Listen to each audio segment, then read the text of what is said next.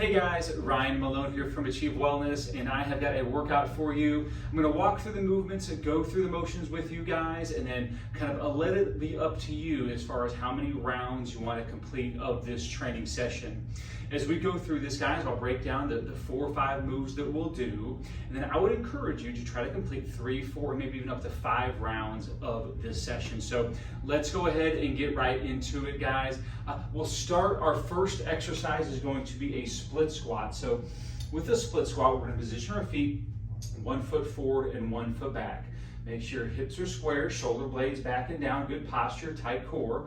We're just going to sink our back knee down, just give a little kiss on the ground at the bottom there, and then use that lead leg to push yourself right back to your upright position. You're going to see me again here, split squat, square hips, both feet pointing straight ahead, sit into that back leg, and use that lead leg then to really push yourself back to your upright position.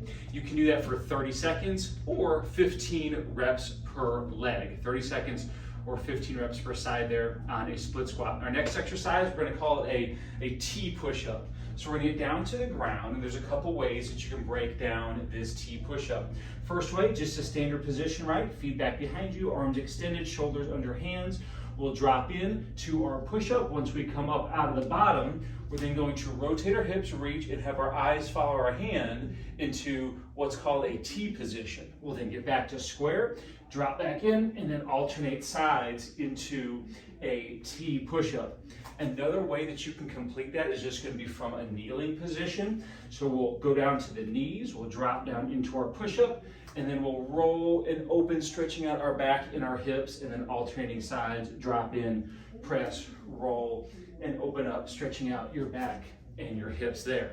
So that's what we call a T push-up. I would encourage you guys, the rep count on those, 5 of those per side, or again for about 30 seconds of continuous work on those couple of movements there. So we did split squat, T push-up. Now our third move, we're gonna take down to the ground and go ahead and do a round of alternating V-ups. So we'll go hands overhead, legs behind us, and we'll extend up, kick, meet in the middle, then alternate sides, kick, switch, and meet right in the center.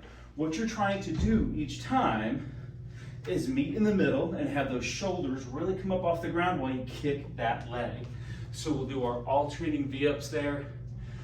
10 reps per side, 8 to 10 reps per side, or again, 30 seconds of continuous work on those alternating V-ups.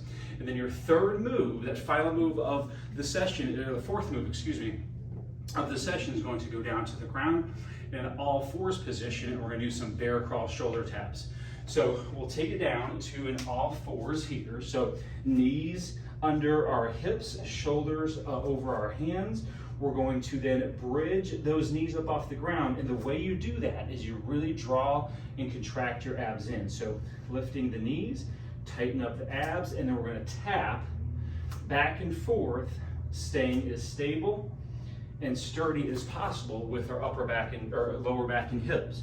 So again, from the front view here, all fours, we'll bridge the hips, tighten up the core, and then we're tapping side to side, trying to keep those knees, let's say 2 to 3, 3 to 4 inches off the ground the whole time, and your hips and your lower back completely sturdy and stable. Now, we completed 4 exercises. So we did a split squat for 8 a leg, or about 30 seconds. We did a T push-up for 5 a side, or about 30 seconds of continuous work. We did our alternating V-ups for same thing, 8 to 10 a side, or 30 seconds of continuous work, and bear crawl shoulder taps, 8 to 10 reps per side, or 30 seconds of non-stop work. Give yourself a breather in between each of those exercises, and then dive back into the next circuit. If you would like to, another way that you can amp up the intensity of this training session will be to include some cardio in between those exercises. So say you complete all 4, your split squat, your T push-up, your alternating V-ups, and your bear crawl shoulder taps. Throw some cardio in there too on the back end, whether it's a run in place for 30 seconds, whether it's jumping jacks for 30 seconds. If you are outside or in a garage or at a gym, hop on a treadmill, run around the house, run up and down the block, whatever you can do to keep your body moving, stay in action, stay moving, so that you can continually push and increase that intensity throughout the training session. Guys, I hope this workout was helpful for you. Get a great 20 to 30 minutes training session in with that high intensity, high volume, and keep working hard. I'll talk to you soon.